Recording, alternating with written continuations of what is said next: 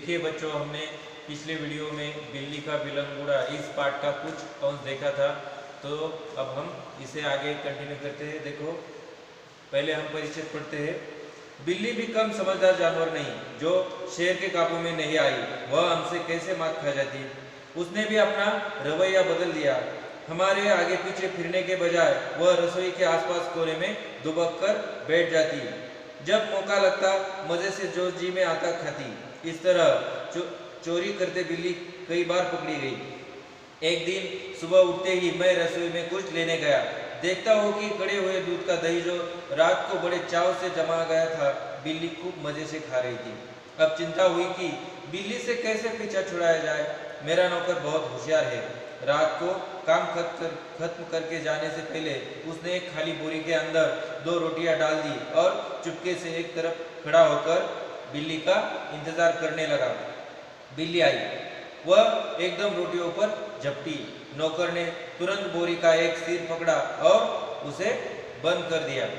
रस्सी के साथ बोरी का मुंह बांध दिया गया।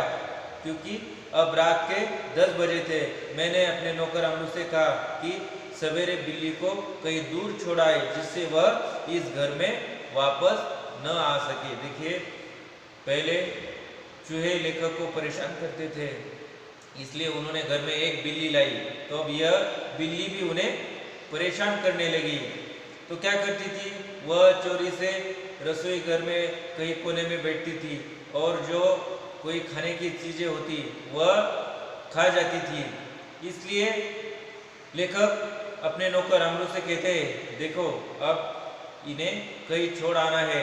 तो वह अमरू क्या करता है, एक बोरी लाता है और उस बोरी में 2 रोटियां डालता है और कोने में खड़ा हो जाता है ताकि वह बिल्ली को देख न सके।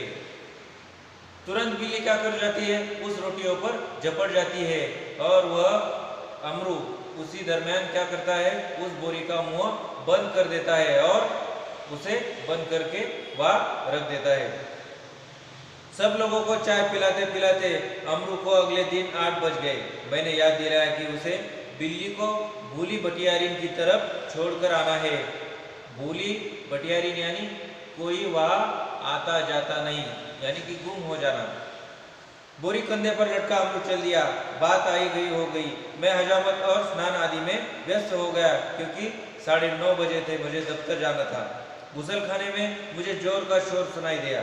मैं नहाने में व्यस्त था और कुछ गुनगुना रहा था, इसलिए मेरा ध्यान उधर नहीं गया। 2 मिनट के बाद ही फिर शोर हुआ। इस बार मैंने सुना कि मेरे घर के सामने कोई आवाज लगा रहा है। आपका नौकर पकड़ लिया गया है। अगर आप उसे छुड़ाना चाहते हैं तो छप्पर वाले कुएं पर पहुंचिए। अब अमरू को वह बोरी लेकर जाने के लिए कहते हैं लेखक। उसी दरमियान वह नहाने के लिए जाते क्योंकि उन्हें दफ्तर खाने में जाना है। उसी दरमियान उन्हें उनके घर के सामने कोई आवाज देता है, पुकारता है। तो वह अपने ही काम में व्यस्त है, वह गाना गुनगुना रहे हैं, तो कोई सुनाई नहीं देता।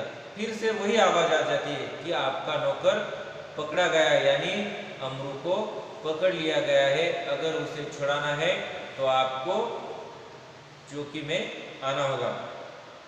मैं हैरान हुआ कि क्या बात है। समझा शायद अमरू किसी की साइकिल से टकरा गया होगा। शायद साइकिल वाले का कुछ नुकसान हो गया हो और उसने अमरू को धर पकड़ हो। रही आदमी इकट्ठे होने की बात, यह काम दिल्ली में मुश्किल नहीं और फिर करोल बाग में तो बहुत आसान है, जहाँ सैकड़ों आदमियों को पता ही नहीं कि वे किधर जाए और क्या करे। खैर, उधर जा ही रहा था कि रास्ते में खाली बोरी लटकाए अमरू आता हुआ दिखाई दिया। वह खूब खिलखिलाकर हंस रहा था।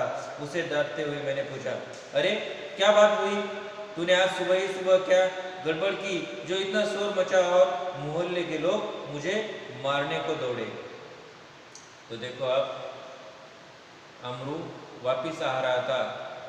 तो उस वक्त वह लेखक कहते, अरे ऐसी क्या बात हो गई जो मुझे यह बुलाने के लिए कोई आ गया जो आपको छोड़ने की बात कर रहा था। तो अगले पैराग्राफ में हो गए, अमरू को कुछ कहना नहीं पड़ा। उसके पीछे कुछ आदमी आ रहे थे। उन्होंने मुझे सारा मामला समझ दिया।